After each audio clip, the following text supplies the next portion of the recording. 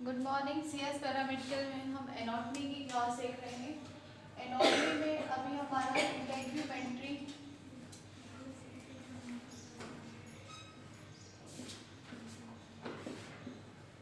Anatomy में हमारा अभी इंटेग्यूमेंट्री सिस्टम चल रहा है। इंटेग्यूमेंट्री सिस्टम में हमने इसकी लेयर तो देख ली थी, एपिडर्मिस, डर्मिस, ठीक है। उसके बाद हमको इंटेग्यूमेंट्री सिस्टम के अंदर कौन कौन से जो उपअंग आते हैं, स्किन में कौन कौन से अंग पाए जाते हैं वो हमको देखना था। तो स्किन में कौन कौन से अंग पाए जाते हैं आपको सबको मालूम है। एक होता है हेयर्स जो हमको दिखते हैं, एक होता है नेल्स, ठीक है। तो दो ही अंग होते हैं किसके, स्किन के, ठीक है। तो इंटेग्यूमेंट्री सिस्टम में हमको स्किन के ये अंग पढ़ने हैं। तो पहले हम देखेंगे कि हेयर्स की आखिर हेयर कहाँ पाए जाते हैं और इनका निर्माण कैसे होता है, ठीक है। तो हेयर कहाँ पाए जाते हैं? हेयर हमारी जो बाहर वाली स्किन होती है, जो बाह्य त्वचा होती है, बाह्य त्वचा के कठोर भाग का ही परिवर्तित रूप होता है ना। हमारी स्किन जो ऊपर वाली स्किन है, इसका जो कठोर भाग है, इसका परिवर्तित रूप क्या है? हेयर है, ठीक है। जो कि कहाँ स्थित होता है? हेयर्स कहाँ पाया जाता है? डर्मिस में। कहाँ स्थित होता है? डर्मिस में। स्किन मतलब हेयर्स निकलता कहाँ से है? डर्मिस से हेयर की उत्पत्ति होती है, ठीक है। अब इसकी रचना कैसी होती है? नली के समान। तो ये आप देख रहे हो जो ये हेयर है, इसका स्ट्रक्चर आपको कैसा दिख रहा है? ट्यूब के आकार का या नली के समान दिखाई देती है, ठीक है। इसके बाद हम देखेंगे जो बाह्य त्वचा की विभिन्न परतों की कोशिकाएं समान एवं तंत्रिका फाइबर का अभाव रहता है। मतलब जो ये बाह्य स्किन होती है, यहाँ पे क्या नहीं पाए जाते? नर्वस फाइबर्स नहीं पाए जाते। क्या नहीं पाए जाते? Nervous fibres. और कहाँ नहीं पाए जाते? हमने डर्मिस में भी देखा था कि नर्वस फाइबर्स नहीं पाए जाते थे ना, केवल कहाँ पाए जाते थे? एपिडर्मिस में, ठीक है। तो नर्वस फाइबर्स नहीं पाए जाते हैं किसमें? हेयर्स के पास। जो हमारी बाह्य स्किन होती है, बाह्य त्वचा की विभिन्न परत, जो भी बाह्य त्वचा की जो भी विभिन्न परत होती है, लेयर होती है, उसमें क्या नहीं पाया जाता है? नर्व फाइबर का अभाव होता है, ठीक है। परंतु उसमें क्या पाया जाता है? नर्व फाइबर तो नहीं पाया जाता, परंतु क्या पाया जाता है? रक्त वाहिनियां, मतलब ब्लड वेसल्स पाए जाते हैं। क्या पाए जाते हैं? ब्लड वेसल्स पाए जाते हैं, ठीक है। और रोमकूप पाए जाते हैं। क्या पाए जाते हैं? रोमकूप। रोमकूप पाए जाते हैं। और क्या पाया जाता है? ब्लड वेसल्स पाए जाते हैं, ठीक है। ये कहाँ पे होते हैं? ये जो हेयर्स की जड़ होती है, हेयर्स के जड़ के समीप में होता है, ठीक है। तो फर्स्ट हमने देखा कि जो हमारे शरीर का जो उपअंग है हेयर, उसका निर्माण कहाँ होता है? डर्मिस से। इतनी चीज मालूम होनी चाहिए, कहाँ होता है? डर्मिस से। यह हमारे बाह्य त्वचा का कैसा होता है? कठोर भाग होता है। कैसा भाग होता है? कठोर भाग होता है। इसमें क्या नहीं पाए जाते? जो हमारी बाह्य त्वचा होती है उसमें क्या नहीं पाया जाता? नर्वस फाइबर्स नहीं पाए जाते। क्या नहीं पाया जाता? नर्वस फाइबर्स नहीं पाए जाते हैं, ठीक है। और वहां पे क्या पाया जाता है? ब्लड वेसल्स तथा रोमकूप पाए जाते हैं, ठीक है। यहाँ तक समझ में आया? और ये कहाँ पे स्थित होता है? जो हेयर होता है डर्मिस में गहराई में स्थित होता है। ये देखो जो डर्मिस का, ये एपिडर्मिस है, ये डर्मिस। जब हाइपोडर्मिस लगने वाला होता है तो गहराई से किसका निर्माण होता है? हेयर का या बाल का निर्माण होता है, ठीक है। यहाँ तक समझ में आ गया? यहाँ तक समझ में आएगा? किसी को कोई डाउट? डर्मिस में गहराई तक स्थित रहते हैं, इसीलिए देखो डर्मिस में बहुत गहराई तक स्थित होते हैं, इसीलिए जब बाल को उखाड़ो ना तो बहुत ज्यादा पेन होता है। किस वजह से पेन होता है? क्योंकि वे बहुत ज्यादा कैसे गहराई में स्थित होते हैं। पहले हमारी स्किन क्लियर हो जाएगी एपिडर्मिस, डर्मिस के बाद डर्मिस, तो डर्मिस गहराई में हो जाती है, इसलिए जब बालों को उखाड़ा जाता है तो पेन होता है। किस वजह से? क्योंकि बाल अत्यंत गहराई में स्थित होता है, ठीक है। अब जो प्रत्येक बाल होता है उसमें सूक्ष्म रोमकूप मतलब होता है, रोमकूप मतलब कहलाता है हेयर फॉलिकल। क्या कहलाता है? हेयर फॉलिकल, ठीक है। जो प्रत्येक बाल होता है वो कहाँ स्थित होता है? Hair follicle. तो तुमको याद होना चाहिए कि डर्मिस में तो होता है, पर डर्मिस में कहाँ स्थित होता है? हेयर फॉलिकल में। हेयर फॉलिकल से, रोमकूप से किसका निर्माण होता है? हेयर का निर्माण होता है। वो हेयर फॉलिकल कहाँ पाया जाता है? डर्मिस में। कहाँ पाया जाता है? डर्मिस में पाया जाता है। हेयर फॉलिकल के आधार में कोशिकाओं का एक गुच्छा होता है। अब जो हेयर फॉलिकल है, हमने समझ लिया कि हेयर फॉलिकल से किसका निर्माण होगा? हेयर का या बाल का निर्माण होगा। जो हेयर फॉलिकल होता है, हेयर फॉलिकल जैसे ये हेयर फॉलिकल हो गया, ये डर्मिस में हेयर फॉलिकल हो गया। तो यहाँ पे किसका, यहाँ पे कुछ कोशिकाओं का, ठीक है, यहाँ पे कोशिकाओं का समूह पाया जाता है, ठीक है। एक कोशिकाओं का गुच्छा पाया जाता है। कहाँ पे? हेयर फॉलिकल के आधार पर। आधार मतलब ये जो बेस है हेयर फॉलिकल का, हेयर फॉलिकल कहाँ है? डर्मिस में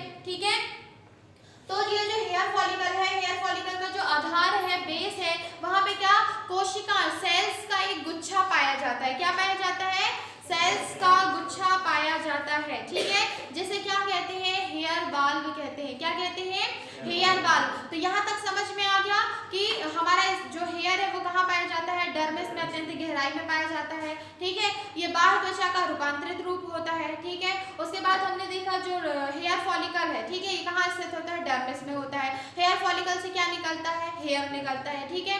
अब जो हेयर फॉलिकल का बेस है, अब तुमको मालूम है ना कि बाल कहाँ से निकलेगा, हेयर फॉलिकल से। तो हेयर फॉलिकल्स का जो बेस है, आधार है, वहां पे किसका गुच्छा पाया जाता है, कोशिकाओं का एक गुच्छा पाया जाता है, जिसे हमने क्या नाम दे दिया, जिसे हेयर बाल्ब कहा जाता है। क्या कहा जाता है, हेयर बाल्ब कहा जाता है।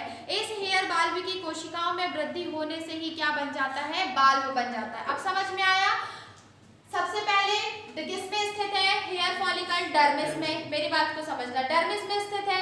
डर्मिस में स्थित होने के बाद क्या होगा, यहाँ पे क्या पाया जाएगा, हेयर फॉलिकल। क्या पाया जाता है, हेयर फॉलिकल। अब उस हेयर फॉलिकल में क्या निकल जाएंगे, छोटी छोटी कोशिकाओं का क्या बन जाएगा, समूह तैयार हो जाएगा, ठीक है। इन छोटी छोटी कोशिकाओं के समूह से ही किसका निर्माण हो जाएगा, हेयर का निर्माण हो जाएगा, ठीक है। सेल से ही बनेगा ना, सेल से ही बनेगी। तो कौन से सेल से बनती है, तो केराटिन प्रोटीन है।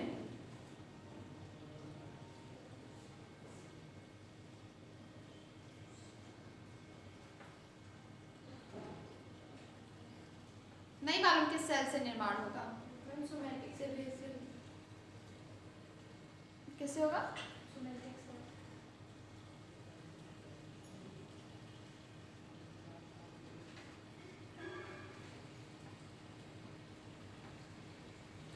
कल ढूंढ के लाना, ठीक है। पढ़ रहे हो ना, इंटेग्यूमेंट्री सिस्टम पढ़ रहे हो। इंटेग्यूमेंट्री सिस्टम में हमने एपिथेलियल टिश्यू बताया था कि एपिथेलियल टिश्यू पाए जाते हैं। एपिथेलियल टिश्यू में कौन सी सेल्स पाई जाती है, ये तो कॉमन सेंस, इतना तो आना चाहिए हमको, ठीक है। तो तुमको समझ में आया, हेयर कहाँ पाया जाता है, डर्मिस में। डर्मिस में कहाँ, नीचे साइड में पाया जाता है, कहाँ पे, हेयर फॉलिकल में। हेयर फॉलिकल का जो आधार होता है, नीचे वाली जगह होती है, वहां पे क्या, सेल्स का गुच्छा पाया जाता है, ठीक है।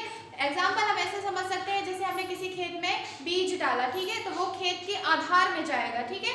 आधार में जाएगा मतलब वो छोटी छोटी जड़ों को निकालता है, छोटी छोटी जड़ों को निकालता है ना, तो वो क्या हो गई, कोशिकाएं हो गई। उन कोशिकाओं से क्या होगा, एक पेड़ तैयार हो जाएगा। वैसे क्या है, डर्मिस, डर्मिस है, डर्मिस में क्या होगा, हेयर फॉलिकल होगा। हेयर फॉलिकल में छोटी छोटी कोशिकाएं निकलेंगी, ठीक है। उन कोशिकाओं से किसका निर्माण हो जाएगा, हेयर का निर्माण हो जाता है, ठीक है। यहाँ तक समझ में आ गया।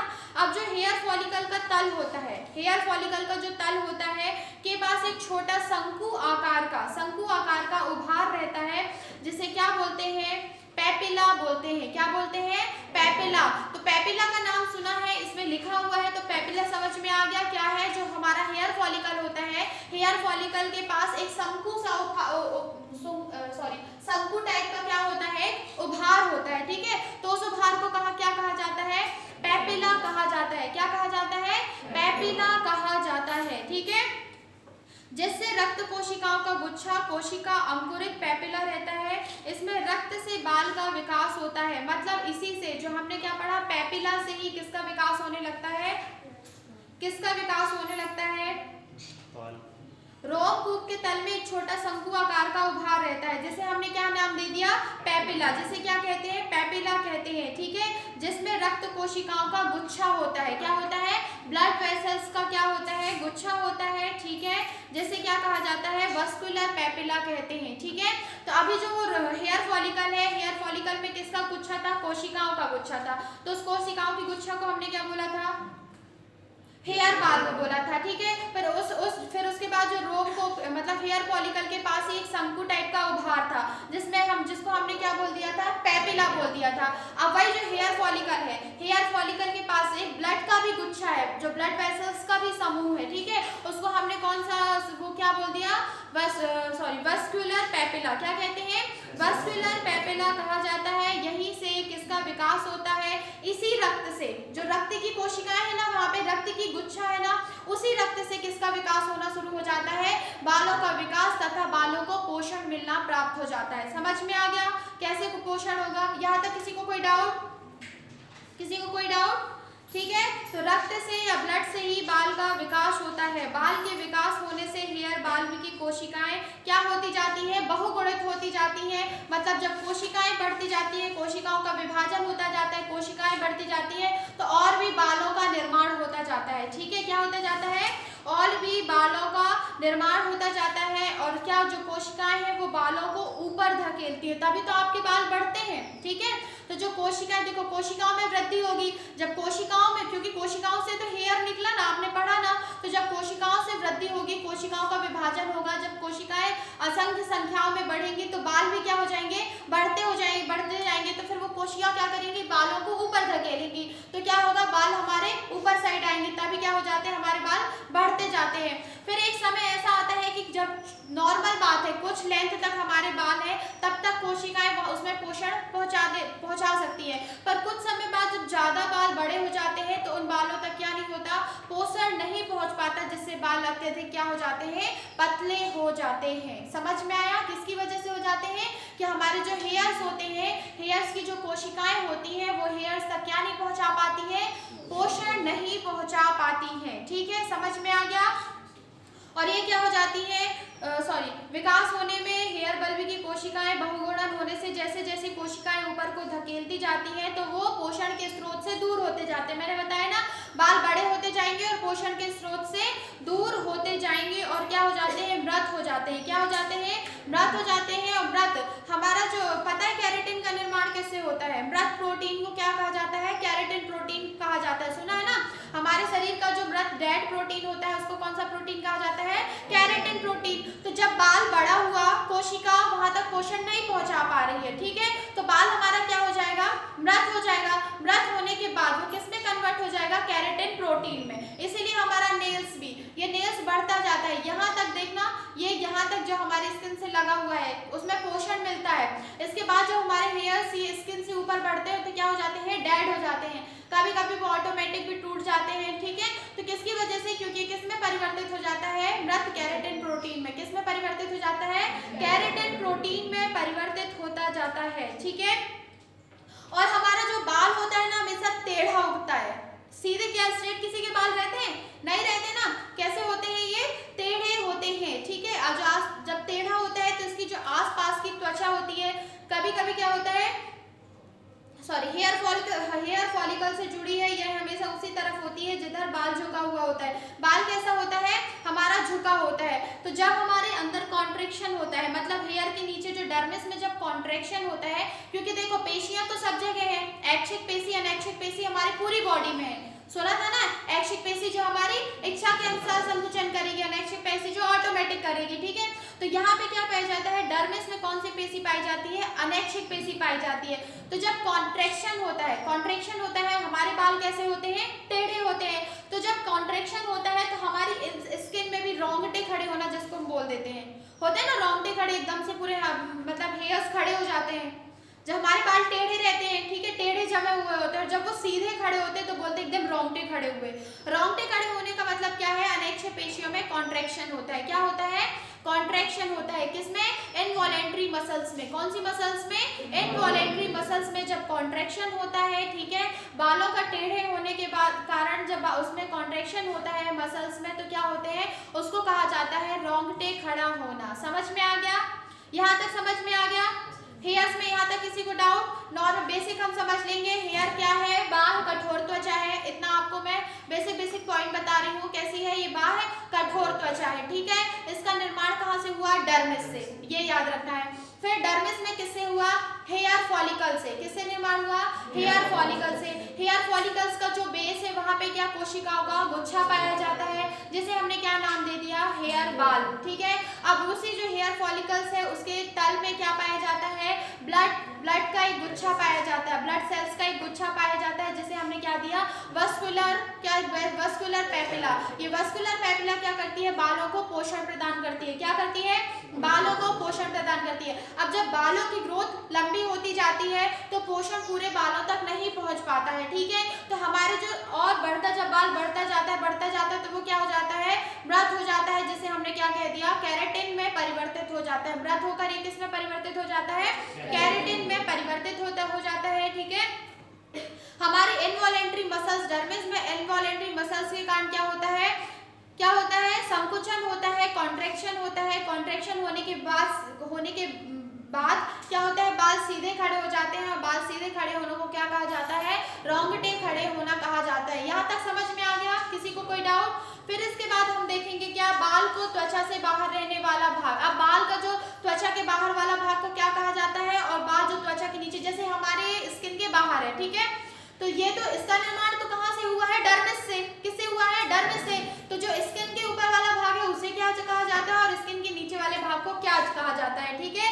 तो बाल का त्वचा से बाहर रहने वाले भाग को हमें जो दिखाई देता है, हम उसे क्या कहते हैं, हेयर शाफ्ट कहते हैं। क्या कहते हैं, हेयर शाफ्ट। हिंदी वाले रोम कांड कहते हैं। क्या बोलते हैं, रोम कांड। तो जो हमारी स्किन के बाहर हेयर्स हैं, याद रखोगे, इसको क्या कहा जाता है, हेयर शाफ्ट कहा जाता है। और जो हमारी स्किन के नीचे होता है उसे क्या कहा जाता है, हेयर रूट। क्या कहा जाता है, हेयर रूट कहा जाता है। दोनों समझ में आ गया? दोनों समझ में आ गया। अब जो हमारा हेयर शाफ्ट होता है, हेयर शाफ्ट की सबसे जो ऊपर वाली लेयर होती है उसे क्यूटिकल कहलाती है। क्या कहलाती है, क्यूटिकल कहलाती है। जो क्यूटिकल कहलाती है। बाल के अंदर ये जो बाल होता है, इस बाल के अंदर भी एक नलिका पाई जाती है, बारीक नलिका पाई जाती है, जिसे क्या कहा जाता है, मेड्यूला ऑफ द हेयर। बारीक उस नलिका का नाम क्या कहलाता है, मेड्यूला ऑफ द हेयर। ठीक है, यहाँ तक समझ में आ गया।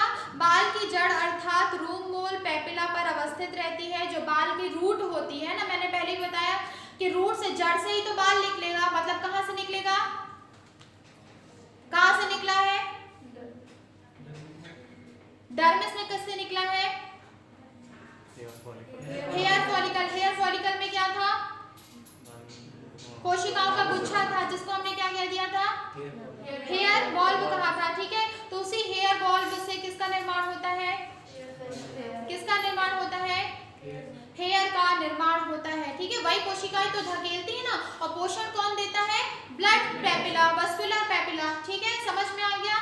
फिर इसके बाद हम देखेंगे जो बाल की जड़ अर्थात रोमकोट पेपिला पर अवस्थित रहती है, यही से बाल को पोषण मिलता है। ये हमने पहले भी देख लिया है कि बालों का पोषण कहाँ से मिलता है, वस्कुलर पेपिला से। ठीक है, इसके बाद पेपिला के स्वस्थ और सक्रिय रहने पे ही, अब जब पेपिला ही स्वस्थ नहीं रहेगा, हमारी बॉडी का जो पेपिला है, जहाँ पे कोशिकाओं का गुच्छा है, ब्लड वेसल्स का गुच्छा है, वही अगर स्वस्थ नहीं होगा तो क्या हमारे बाल स्वस्थ रहेंगे, नहीं होंगे ना। तो बस यही इसमें दिया गया है कि अगर आपका पेपिला, आपकी बॉडी का पेपिला स्वस्थ नहीं है, सक्रिय नहीं है, तो आपके बालों की ग्रोथ अच्छी नहीं होगी, आपके हेयर्स का स्वास्थ्य अच्छा नहीं होगा। ठीक है, इसमें कोई समझने लायक बात थी, इसमें कोई समझने वाली बात थी,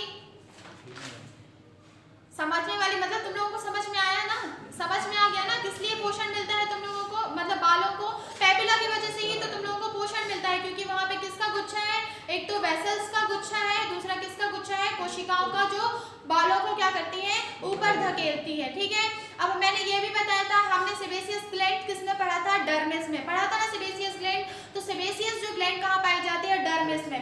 ये क्या करती है, ऑयली पदार्थों का स्रावित करती है। क्या करती है, ऑयली लिक्विड पदार्थ को स्रावित करती है, जिससे वो क्या काम करता है, जो लिक्विड होता है वो क्या काम करता है, स्किन को चिकना बनाए रखता है। क्या करता है, स्किन को चिकना बनाए रखने का काम करता है। सेबेसियस ग्लैंड क्या स्रावित करता था, सीबम। क्या कहा जाता था उस ऑयली पदार्थ को, सीबम कहा जाता था। तो पूरा नहीं बोलोगे, जो सेबेसियस ग्लैंड क्या स्रावित करता है, सीबम स्रावित करता है, जो क्या करता है, हमारी स्किन को चिकना बनाए रखता है। ठीक है, हेयर समझ में आ गया, हेयर को कोई डाउट, ये हेयर का स्ट्रक्चर है, ये ऊपर वाली लेयर क्या है, एपिडर्मिस, जहां से ये हेयर बाहर निकलता है ना। तो इस बाहर निकले हुए भाग को क्या कहा जाता है, हेयर शाफ्ट कहा जाता है। ये नीचे वाले भाग को क्या कहा जाता है, हेयर रूट कहा जाता है। ये एपिडर्मिस है, ये डर्मिस है, ये हाइपोडर्मिस है। हाइपोडर्मिस का निर्माण किससे होता है, एपिडर्मिस और कनेक्टिव टिश्यू, कनेक्टिव टिश्यू से। किससे होता है, डर्मिस के नीचे कनेक्टिव टिश्यू पाए जाते हैं, जिससे किसका निर्माण होता है, हाइपोडर्मिस का निर्माण होता है। ठीक है, ये देखो हेयर बाल्ब बना हुआ है, ये हेयर बाल्ब। ठीक है, इसी हेयर बाल्ब पे क्या होता है, ये जो हेयर बाल्ब है, हेयर बाल्ब हमने किसको बोला था, जहां से कोशिकाओं का गुच्छा निकलता है। ठीक है, इसके बाद ये हो गया हेयर पेपिला, ये वाला पार्ट हो गया हेयर पेपिला। ये है सेबेसियस ग्लैंड, ये सेबेसियस ग्लैंड है, ये क्या करती है, ऑयली पदार्थ को स्रावित करती है, जिससे हमारी स्किन और को क्या होता है, चिकना बनाए रखती है। ठीक है, त्वचा को भी चिकना बनाए रखती है और बालों को भी चिकना बनाए रखती है। ठीक है, ऑयल नहीं भी डालो तो कुछ दिन बाद देखो 2-4 बार वॉश करने के बाद 2 दिन तो रफ रहेगा, तीसरे चौथे दिन से अपने आप हमको ऑयल टाइप का समझ में आने लगता है ना। तो ये किसकी वजह से है, सीबेसियस क्या स्रावन करती है, सीबम स्रावन करती है। समझ में आ गया, कोशिका ये हेयर समझ में आ गया। ठीक है, आज की क्लास यहीं तक, नेक्स्ट क्लास में हम नेल्स पढ़ेंगे। Thank you.